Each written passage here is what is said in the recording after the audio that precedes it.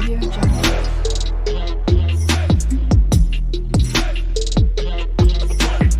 Audio Jungle. Hariom. प्रिय दर्शकों, पिछले सीरीज में हमने आपको बताया था कि पंचम भाव किन किन सब्जेक्ट्स को रिप्रेजेंट करता है और कुछ ग्रहों का वहाँ पे पंचम भाव में लोकेशन के बारे में हमने आपको जानकारी दी थी। अब उन पंचम भाव में शनि राहु केतु की डिस्कशन रह गई थी। शनि अगर पंचम भाव में अपने ही राशि का हो तो संतान बड़ी उत्तम होगी, और कहीं बृहस्पति भी कहीं शनि के ऊपर दृष्टि हो तो आपकी संतान धार्मिक प्रवृत्ति की होगी। वो धर्म से संबंधित काम बड़े करेंगे और धर्म में यकीन करेंगे। अब अगर शनि नीच का हो पंचम भाव में और उसके ऊपर क्रूर ग्रह की दृष्टि हो, जैसे मंगल राहु केतु, और शनि वहां पे बैठा हो, तो उससे संतान होने में बहुत ज्यादा दिक्कत होगी। या तो संतान होगी नहीं, अगर हो गई तो आपको बहुत ही कष्ट प्रिय होगी, कष्टदायक होगी। अब पंचम भाव में अगर राहु आ जाए और राहु के ऊपर मंगल की दृष्टि हो जाए तो राहु शुभता को नष्ट कर देता है। लेकिन अगर राहु 6 नंबर का या 3 नंबर का हो पंचम भाव में और उसके ऊपर अच्छे ग्रह की दृष्टि हो, शुक्र की हो, बुध की हो, तो आपकी संतान आपके लिए बड़ी ही शुभ और प्रोग्रेसिव खानदान के लिए सिद्ध होगी।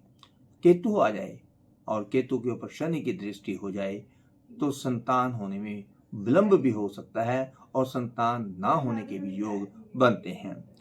तो इसके लिए कारक ग्रह की भी बड़ी महत्वता है।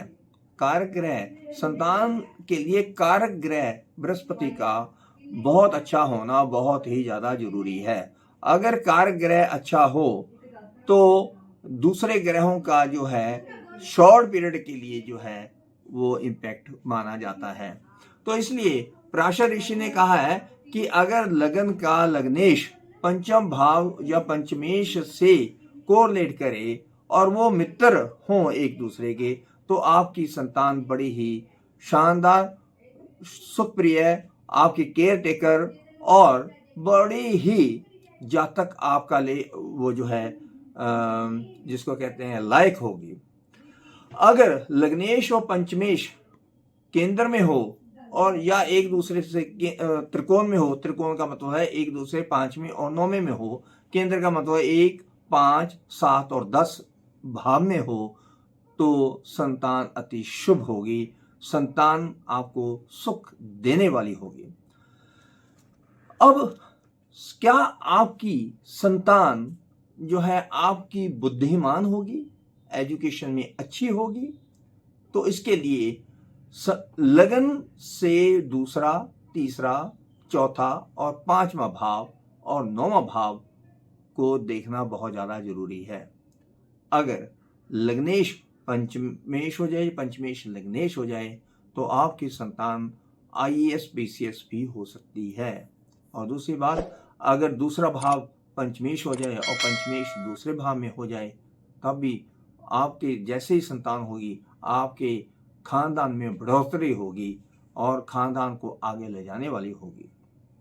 अब विद्या के लिए अब मैं आपको एक बहुत सुंदर बेसिक बात बताता हूं। लग्नेश शुभ स्वास्थ्य का स्वामी होता है, बुध बुद्धि का होता है, बृहस्पति ज्ञान का होता है, शुक्र कला का होता है, चंद्र कंसंट्रेशन ऑफ माइंड होता है, सूर्य उच्च विचार, आध्यात्मिक सफलता का सूचक होता है। अगर विद्या के संदर्भ में अगर आपने देखना हो तो आप स्वयं देख सकते हैं कि आपकी संतान की कुंडली में लगन, लग्नेश, दूसरा भाव, तीसरा भाव, चौथा और 5वां और 9वां भाव की क्या पोजीशन है, उसकी पोजीशन लोकेशन कहाँ पे है, क्या उसके ऊपर कोई क्रूर ग्रह की दृष्टि तो नहीं है।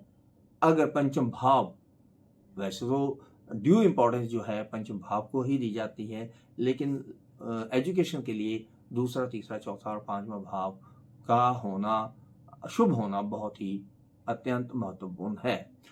तो बृहस्पति की दृष्टि होना इन भावों में या 9वां, 10वां और 11वें भाव में शुभ भाव की दृष्टि होना, अगर वो मित्र हैं तो आपकी संतान हाईली एजुकेटेड होगी। तो आप स्वयं देख सकते हैं कि आपकी संतान की एजुकेशन और जो है वो आपके लिए कितना सुखकारी और ज्ञानवर्धक और आपके सुखकारी होगी। यही विलंब करते हुए नेक्स्ट हम आपको बताएंगे आईएएस पीसीएस कौन बन सकता है, ये सारे लगन आपको बताएंगे। हरिओम।